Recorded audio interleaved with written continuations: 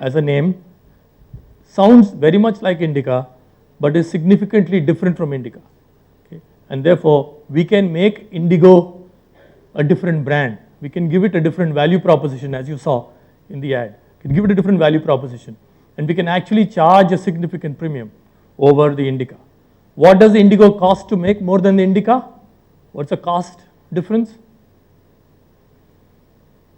Nothing. But Indigo could be sold at something like 80 to 90,000 rupees more than the Indica. So finally, after something like 6 months of debate, they said, okay, we agree, we buy what you're saying, let's go with the Indigo brand name. And Indigo got launched, and this was, I think, the third film we did for Indigo, went on to become the largest selling sedan in India. Okay, it was the #1 sedan for almost 3 years, and it was the most profitable product in their portfolio. And I believe that if we had not fought for our convictions, if we had buckled and agreed to the Indica sedan brand name, the brand would not have achieved even half the success it achieved. Okay. And in fact, Tata's did it first. They managed to make a hatchback and a sedan on the same platform. A lot of others have copied it later, right? Maruti, Swift, and Dzire, all this are basically what those companies learned from what Tata did. And Dzire is a lot more profitable for Maruti than Swift. But the brands are different, and they've been able to create a premium positioning. So if you believe in something strongly enough, have the courage to stand up and argue your case. The second is another recent example of a film.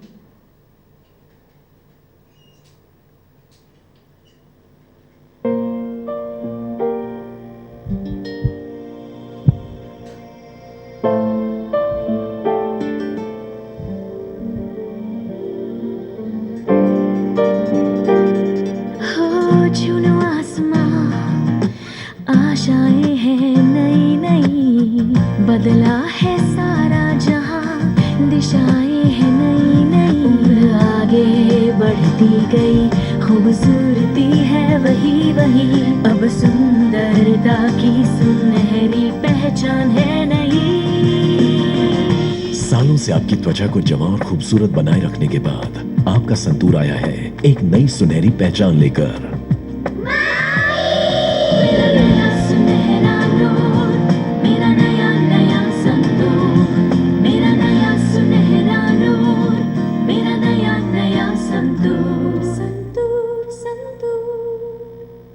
This is a brand which we've been associated with for more than 20 years. When we did this film, the client had strong reservations saying, look, this is not strongly enough branded oriented. Okay, it's a bit too, shall we say, open, more moody kind of a film rather than a very hard-working film. So one had to literally stick one's neck out to say this will work. Okay. And finally, the client relented, went on air, and I think did a lot of good for the brand. But again, here again, we could have easily buckled and said, okay, let's not do it, and went home with the money. But a lot of people, and I think whichever business you're in, people, your bosses, your clients, expect you to fight for your beliefs. If you don't fight for your beliefs, they think you're not done your homework. It's quite possible that you may fight for something and they may not agree. Okay? These are two cases where we won the argument, it happened.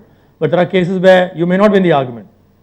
But still, if you don't fight for your point of view, people will think you don't have a point of view, which I think is a very, very sad place to be. I believe that when you go into a meeting, you got to have a point of view. And you should be, as someone, I think Mr. Damodaran put it very eloquently, I think in here only, you should not be, you can disagree, but don't be disagreeable, right? You can disagree with what's going on, but don't be disagreeable. So there's a way in which you say it, and if you say it right, you will get their respect and you will get their continued commitment. Okay? And that was lesson number 6.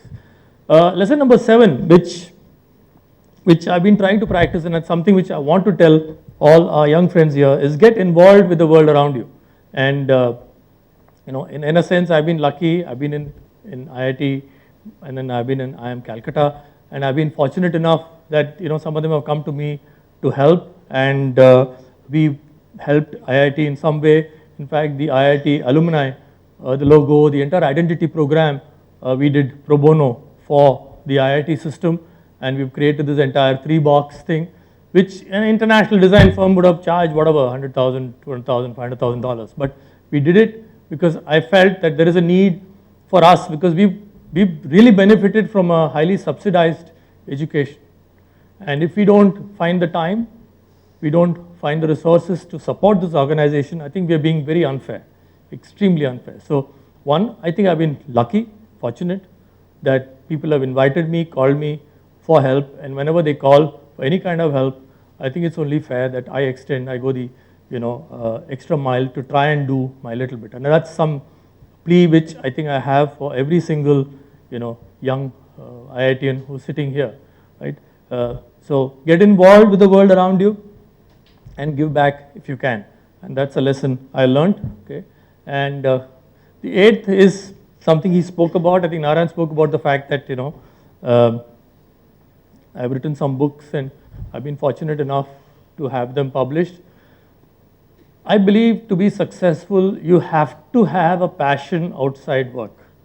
Okay?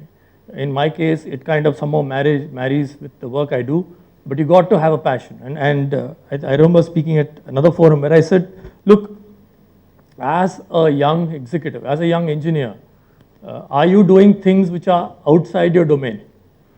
For example, one simple guideline is, do you read books which don't deal with your business? At least 3 books a year, fiction, philosophy, okay? Do you see movies which are not necessarily in the top of the charts? French movies, Japanese movies. Right? Do you listen to music which is different? So I said, look, can you put together that every year that I will read 3 books which are different, I will see 3 movies which are different, and I will listen to 3 different albums which I would have not listened to. Okay. So you need to develop things which are beyond, but importantly, you got to have one serious enough passion outside work. It could be collecting something, it could be traveling, it could be, but it has to be a serious passion. It should not be a Facebook-y fashion. It has to be something more than that. And I know friends of mine who are extremely serious about bridge.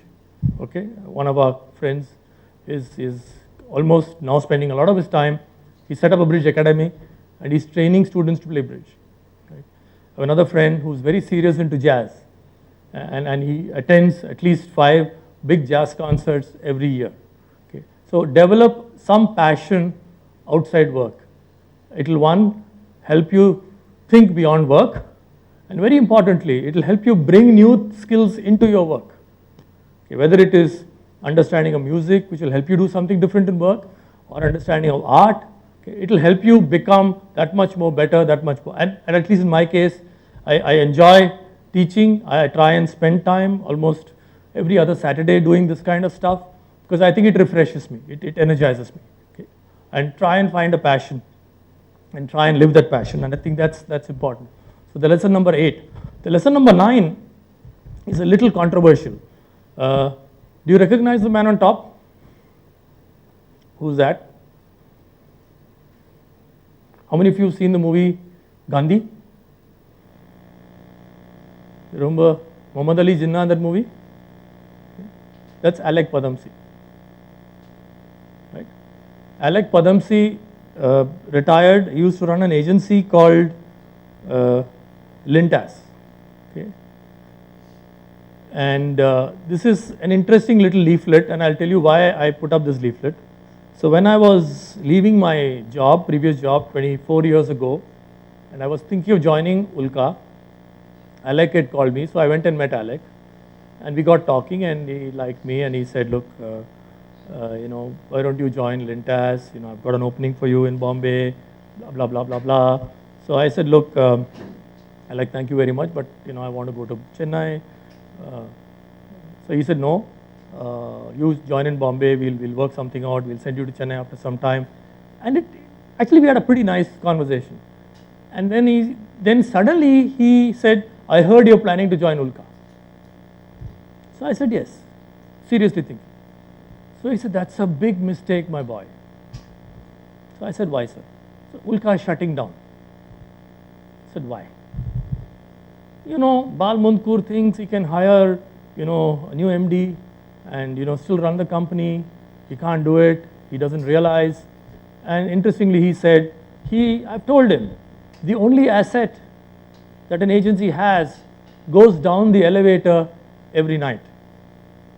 I thought, kya acha quote hai. Huh? Very interesting quote.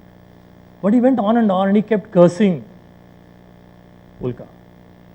At the end of almost a 2-hour meeting, I had a headache and I walked out, and one of the other person who was in the room was an ex-professor of mine from IIM Calcutta, Pradeep Kakkar. So I said, Pradeep, how do you manage with this guy? He's giving me a headache. I'm having a headache after almost 2 years. He said, well, I don't sit in Bombay, I sit in Calcutta. Why do you think I sit in Calcutta? At the end of that 2-hour meeting, I said no. If he thinks joining Ulka is an idiotic decision, maybe that's what I should do. So, in fact, I rejected that advice and I said, my career is mine alone, I will take a risk. And I joined Ulka.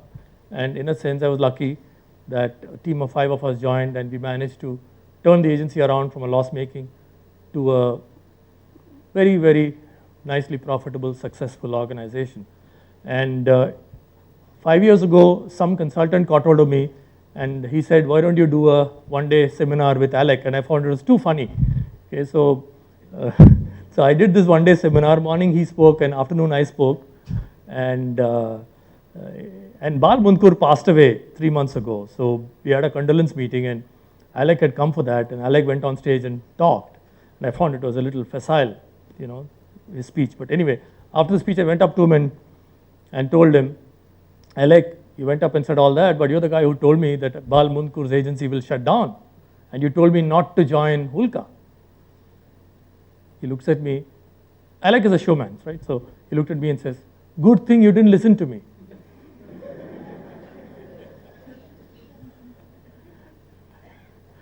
So I think finally your career is yours alone, right? Whether it is a decision to join, I chose to join advertising instead of joining maybe Hindustan Lever or Nestle or whatever after my IIM.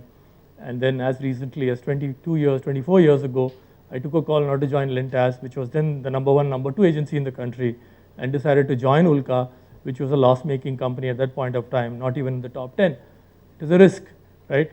Maybe a huge career risk. But you have to take risks to succeed, okay? And it worked. If it didn't work, maybe I would have been out of the job market, looking for a job again. Okay. But maybe by joining Lintas, I wouldn't have achieved this level of success, whatever level of success I've achieved. I don't think I would have achieved this. Okay. So it was a decision. Fortunately, that talk gave me a headache. Can you imagine? If that talk had not given me a headache, I wouldn't have joined Ulka. Right? But that 2 hour of harangue of Alec can get going. So Alec harangue, 2 hour harangue gave me that headache, which pushed the decision in favor of Ulka, right? Which helped me in many ways. Okay. So this is lesson number 9, and let me close with a quote from John Lennon, which is, because life happens when you're busy making other plans, and which is why I think we are never too old to learn. So we need to keep learning, we need to keep refreshing our skills. Our generation has gone through a crazy era.